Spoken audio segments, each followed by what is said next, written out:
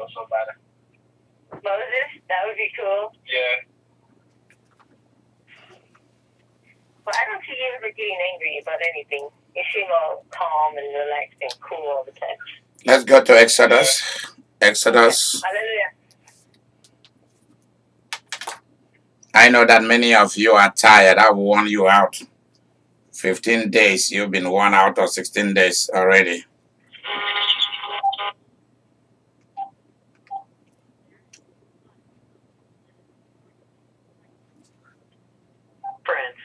I know that I've wore a lot of you out. Now you see that nothing. I'm going to be honest. So I'm a bit tired, but not too tired for the word. So But I am a bit tired. Yeah, I know. And I mean, if you feel sleepy, you can go to bed and sleep. You wake up, you come back and join us. What I'm trying to do is to set up a library of deliverance and supernatural warfare for you.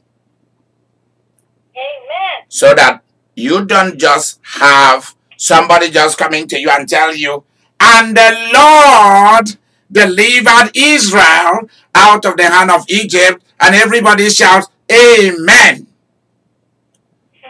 How did it happen? How did it happen? How do you participate in that so that what you are reading becomes yours? You don't know. And you are just shouting, hallelujah, amen, yay, yay, yay. Nothing. How many times have all of us done that in the past about the revelation? I'm giving you a big whooping rod, a stick, for you to go from church to church and flog people and they are butt rustling. That's gonna be your new job. The chief whip.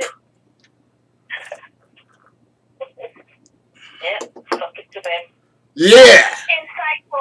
Joshua did this. Everybody, yay, yay, yay. And they have no clue of what happened and how to fit in. Might be bold enough to go take over the pulpit. What do you think? Yeah. People want you to just know the end. Come and sit down and eat some bread and drink something. Yay! And you sit to eat and drink. And after eating and drinking, the next day they tell you,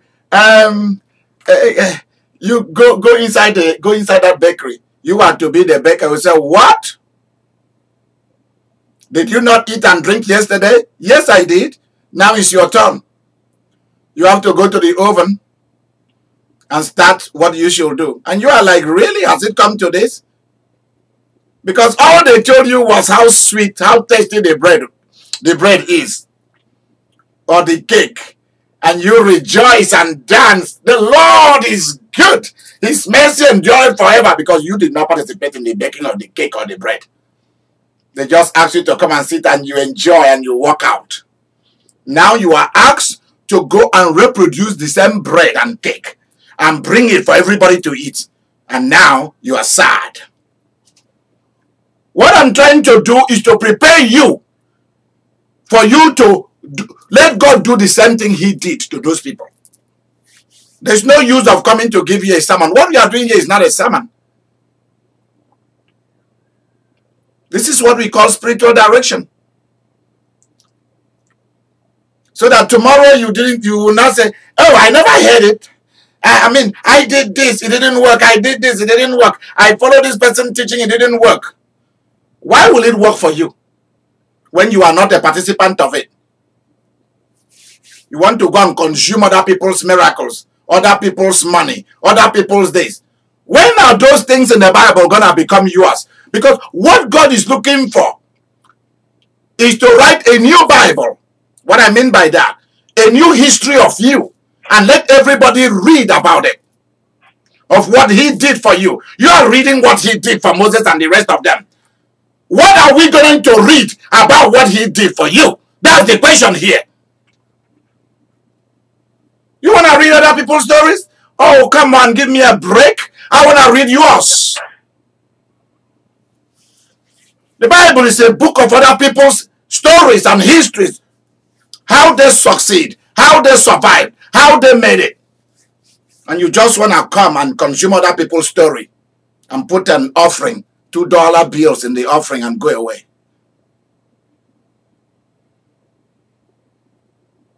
It's not going to work. The devil is a liar.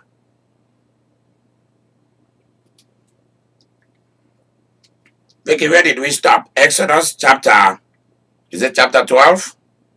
Chapter 12, verse 27. Let's go. Okay. And you shall say, it is the Passover sacrifice of the Lord, who passed over the houses of the children of Israel in Egypt, when he struck the Egyptians and delivered our households. Yep. Go on. Yes. So the people bowed their heads and worshipped. Mm-hmm. Then the children of Israel went away and did so, just as the Lord had commanded Moses and Aaron. So they did. Mm-hmm.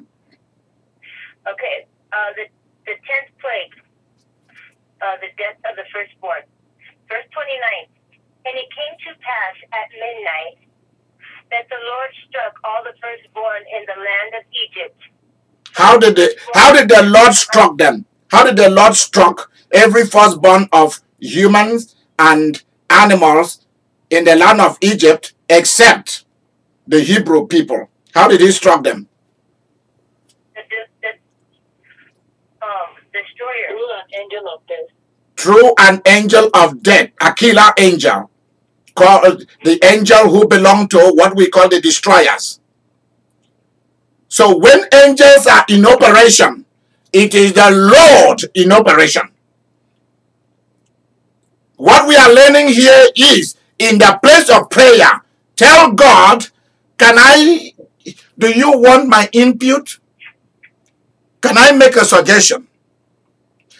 I'm not asking you to accept it or to reject it, but I need a destroyer angel to go and settle scores for me.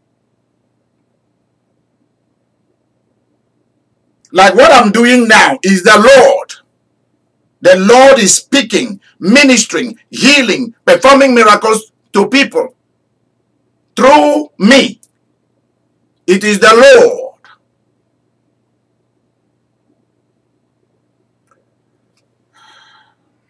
I'm doing it with him. In fact, he's doing it through me. Because you asked me, I should be playing soccer somewhere today. I should be playing soccer. I should be at Wyoming National Park. I'm serious. I should be there by now. Those are the kind of places I want to go and have me a good vacation and chill. But I'm doing this with them. Not that I'm forced to do it. I accept it. I'm learning too. I'm applying. I'm asking for things for me too.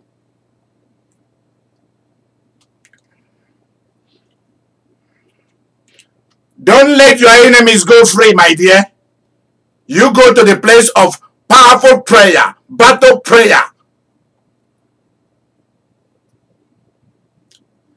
Okay, let me ask you a question. When the Jewish people were about to do the secret things, see, all this time, if a plague, a pestilence, a curse, nature is to be stirred, creatures are to be stirred, Moses always announced it to Pharaoh.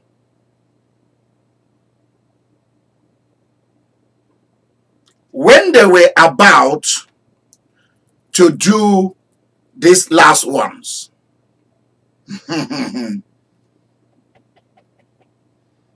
they were not announced. They didn't go to Pharaoh to tell Pharaoh, we are about to sacrifice a lamb or a goat. You are about to face the death of this and that.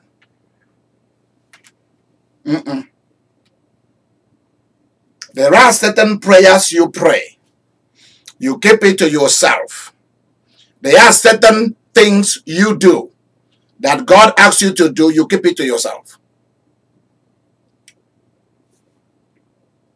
the blood sacrifice of animal, of the goat or the sheep. We don't practice that no more in our religion. I hope you know that. They didn't tell the Egyptians. So it's not everything you talk about. There are certain secret things of God that you do between you and God, and the effect will be seen publicly. There are people who don't like what we are doing in the month of June, because possibly it is attacking your race. So you think. Possibly you think that I'm attacking government. I don't have any interest in government of any nation. I'm not interested. Because there are people like that. Because when it comes to race and when it comes to political party, some people are very emotional about it. Not that they are gaining a penny out of it. I'm not attacking your race, nor am I attacking your woman or your man or your children. I'm not interested. I'm simply saying what I'm asked to say. Because this is for some people. If it's not for you, it is for some people. There are some black people who think I'm attacking them. There are some white people who think that I'm attacking them. So if you feel attacked, then change.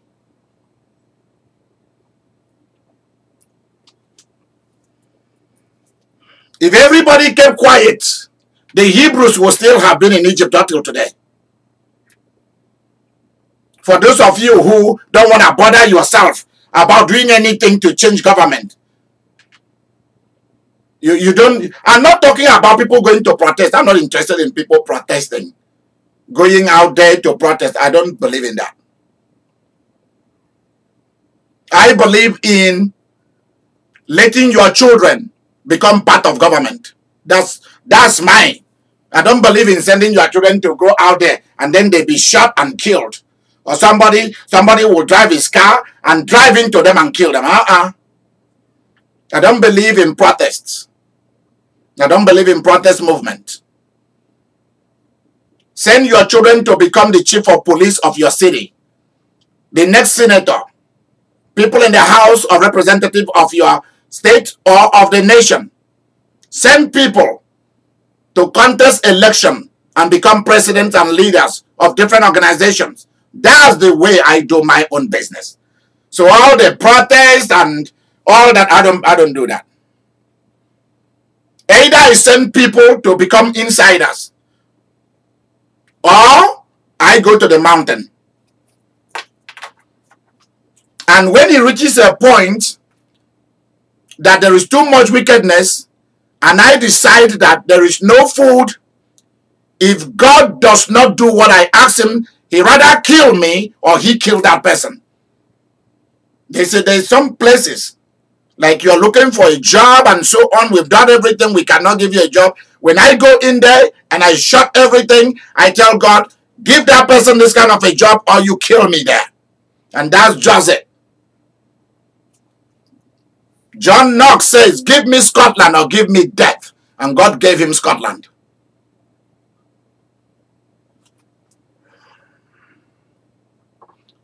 If everybody followed, if everybody didn't do something, Christianity would not have been what it is today. If Martin Luther did not do something and break away,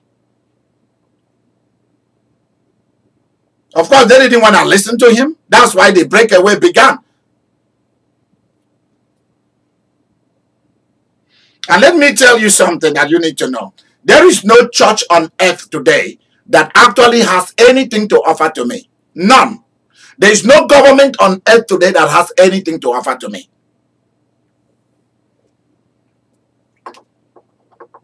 There is nobody in my own race or a group of them. They may be individual from different races who loves me and cares about me. And I love them and I care about them. But as a group of African race or Caucasian or people of European ancestry or Caribbean, no. I believe in the individuals.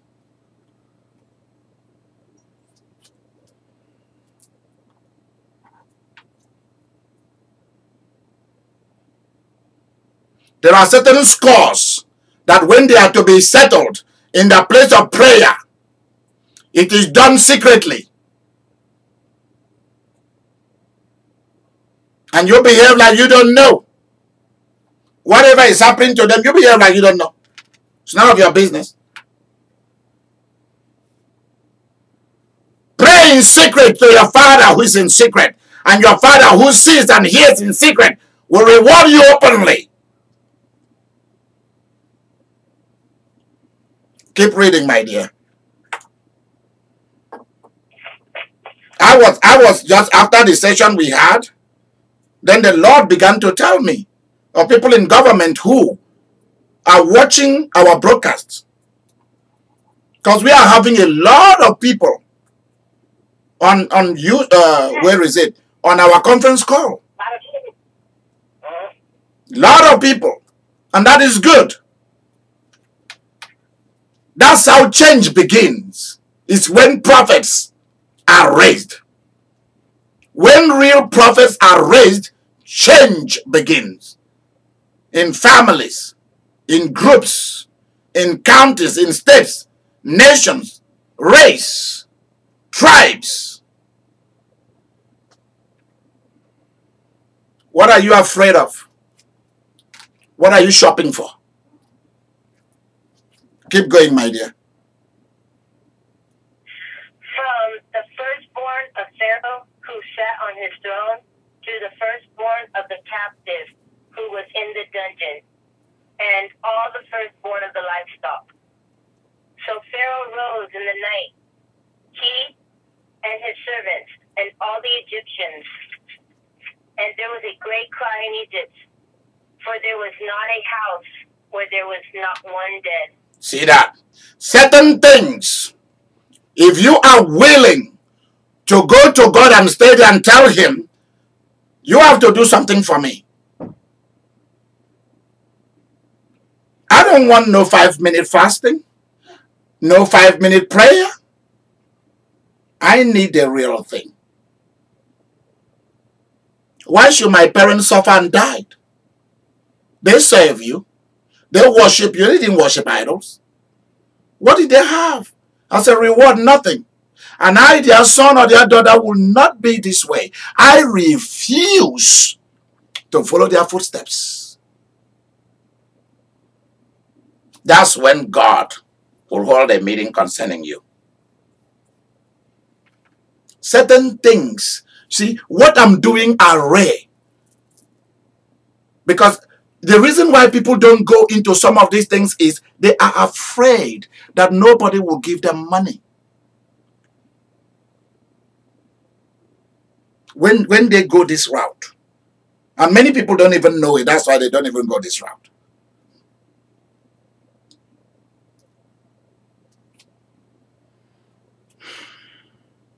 We are talking about millions of people died in Egypt in one night because certain things are going to be settled by the death of certain people.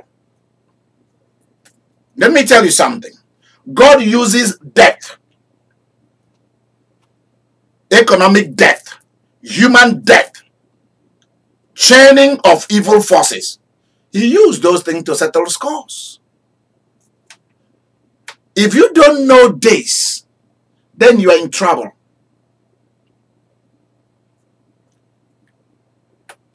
If you are afraid of your enemies dying, then you will die in their place. I'm just letting you know the way it goes. Because I'm going to show you how Israel almost was wiped out. Almost was wiped out because of one man's disobedience. There are certain people who are here for destruction. And if you want to play along, play along.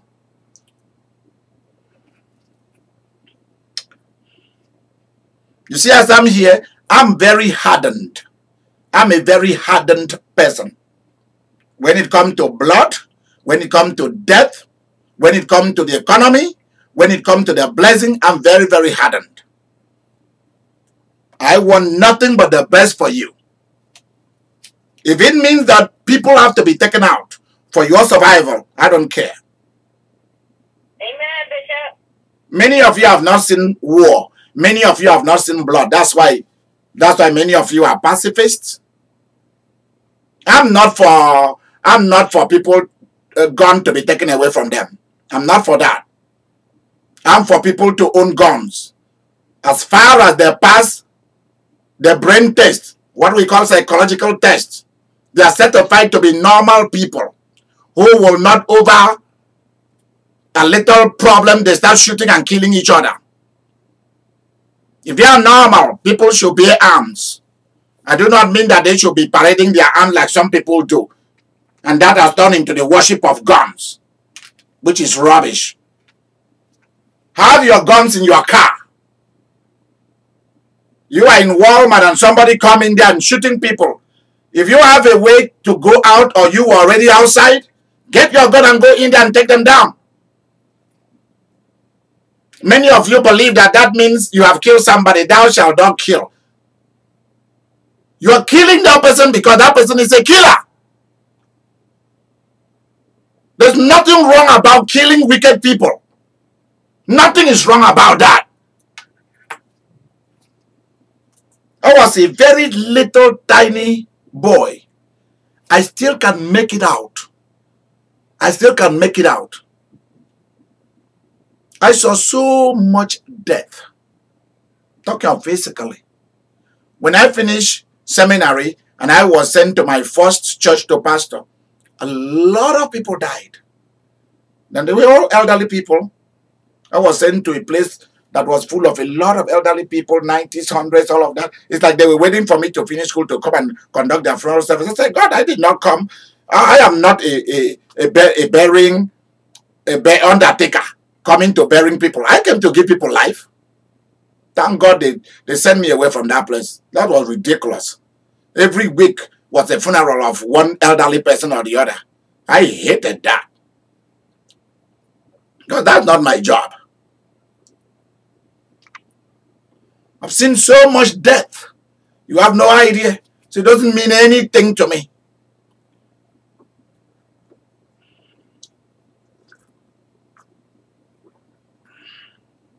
I work in a hospital as a chaplain, and I'll be holding people's hand with the doctors until the person leave their body right while I'm holding their hand. I've seen it all.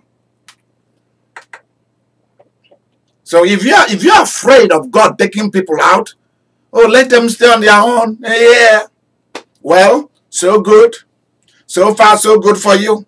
Let's go on, baby girl. Keep reading. Okay. Verse 31, the Exodus. Then he called for Moses. This is Exodus chapter 12, verse 31. Now, people are crying.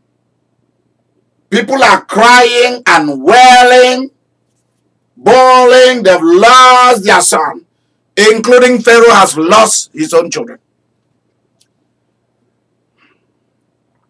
And now read verse 31. Okay, then he called for Moses and Aaron by night and said, Rise, go out from among my people, both you and the children of Israel, and go, serve the Lord as you have said. Also, take your flocks and your herds as you have said, and be gone, and bless me also. No way. No way. I'm not blessing you. I'm cursing you. Now he has agreed because something is killing people in Egypt. Let me tell you, there are hardened criminals among humans that unless death begin to take members of their family and they themselves, they will not change their mind. So laying waste the economy of a nation or of a person and also death in that family, people don't change until they see those two things. And those are the two things God used the most. Drying out their money and their source of income, and terminating the life of some people from the earth. Let's go. Continue. Now Pharaoh is forced. He's now begging Moses. This is the man that Moses and Aaron were begging to let them go. Now, in the middle of the night, he's calling for them. He's now begging them to leave. Do you see how many chapters it took in the book of Exodus from chapter 1? And all that was happening was God begging this man, change your mind. Let them go. Let them go so that you can go. And he refused. The land is laid waste. Now people are dying in one night.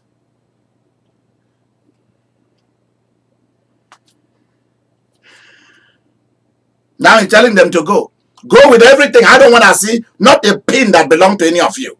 Leave this land. You guys are wicked. Leave this land. Oh, now they are the wicked ones. Continue reading, my dear.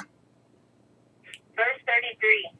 And the Egyptians urged the people that they might send them out of the land in haste. They did what? What did you say again? And the Egyptians urged the people that they might send Go! Can you guys go? Can you guys just leave, please? We don't want to see you guys. Go!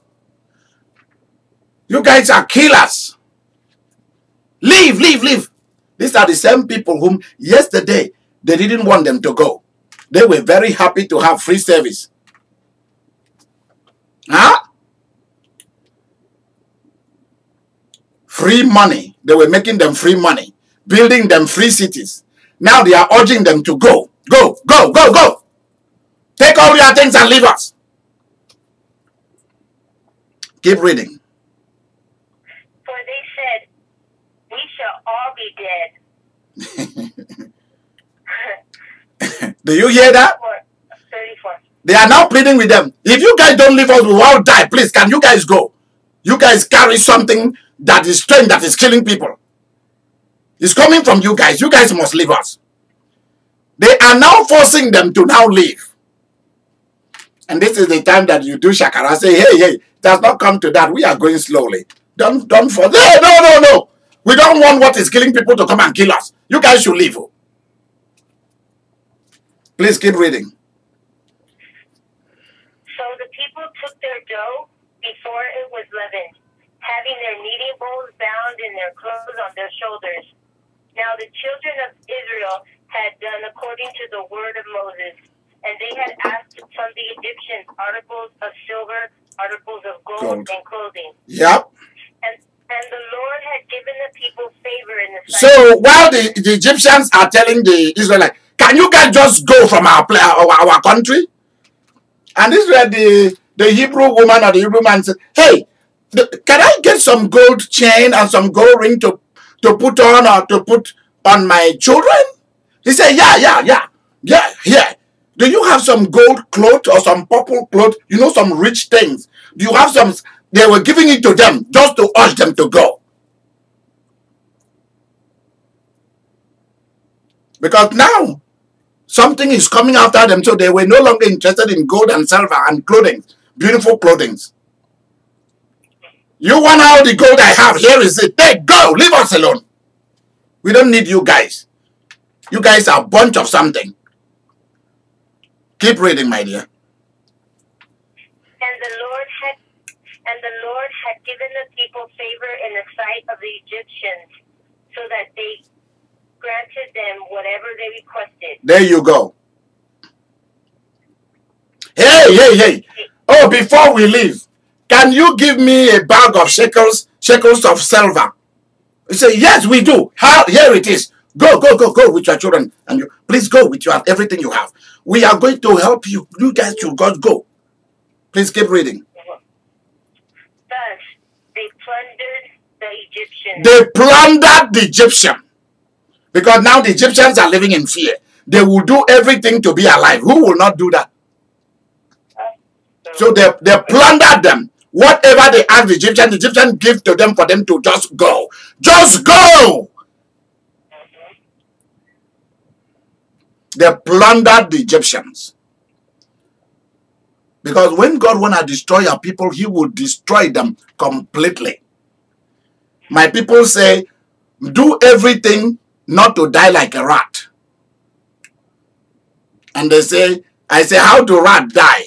Then they will make a noise. They say, pee, pee. You know, when a rat is caught in a trap, you hear the sound of the rat as it's dying. It will be making pee, pee, pee, pee, until it stops. So they say, don't die like a rat. Pee. These people were afraid. People are in the house. Something just killed the first child. Or in their bed sleeping. Boom, they are gone. Or they were in their field. Boom, they are gone. Something just... How did the destroyer knew that these are the firstborn of animals or of humans? How did they know? That's what we call the power of God in action right there. Ah, I love it. Keep reading, my dear. Then the children of Israel journeyed from Ramesses to Succoth, about 600,000 men on foot, besides children. A mixed multitude went up with them also. You see that? A mixed multitude. So there were people who were also slaves, or who were not slaves, but they were on the side of the Israelites. There were people who were also, some of them were also Egyptians, some of them were not Egyptians, who were living in Egypt. So they were looking for opportunity to also escape and leave town and not be a slave to all these useless Egyptians. So that's what you hear. A mixed multitude also went along with them. So it was a revolution.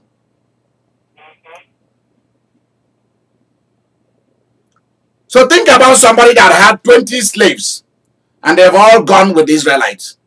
How are you going to begin to make the kind of money you used to make? And they've all gone with their money too. All the money that you've saved in the bank, they've taken it. They withdrew it and they are gone with the Israelites. How are you going to start life again? You guys think that this was just a small thing. This is complete destruction of Egypt and its people. Next day, they start burying people. Everywhere there was a burial, funeral everywhere. And God doesn't want you to participate in the funeral of wicked people. Tomorrow is their burial. Tomorrow is the first sight of the sunlight for you guys. Tomorrow is the beginning of the new day for all of you. While you are leaving behind people, the morning is the beginning of their mourning, M-O-U-R-N-I-N-G. Their sadness, their grief. While you guys are dancing and rejoicing, they are crying. This is exactly what is going to happen to your enemies. Mark my word, is going to happen. Wherever you live in the world, this is going to happen. I receive it in the name of Jesus. Hallelujah. Keep reading. Let's finish this. Amen. Keep reading. Verse 38. A mixed multitude went up with them also, and flocks and herds, a great deal of livestock. And they baked unleavened cakes of the dough which they had brought out of Egypt, for it was not leavened, because they were driven out of Egypt and could not wait. So now they were driven out. They were now driven out. Somebody is struggling over a piece of property with somebody who is watching or participating. Those people are going to be driven out. They're going to be begging you to take it back. When one or two of them have dropped, they will not come in there anymore. You start building in that land. And nobody will ever come. They will tell their children not to step into that land because you are a very dangerous person. You are a very wicked person, which is good. I love that. See, your baccalaureate, masters and PhDs, the real one, is the one that you are going to get in your place with God. That's it.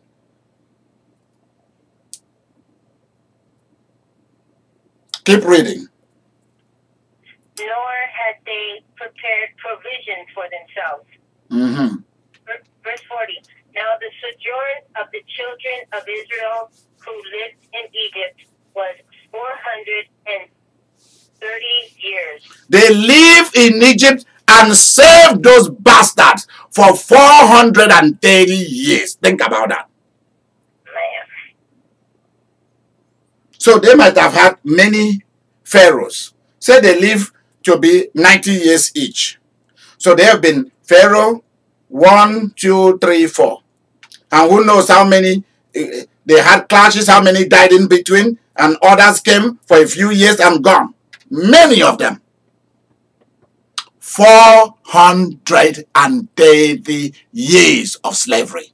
Think about that. Whether that was cheap.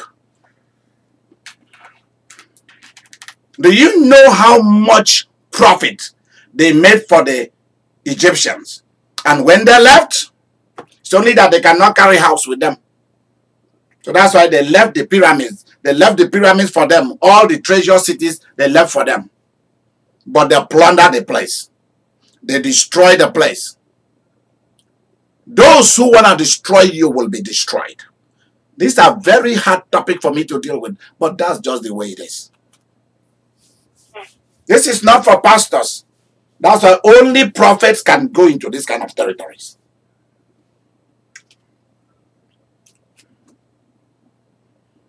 Mary, give us the portion. Is it up to...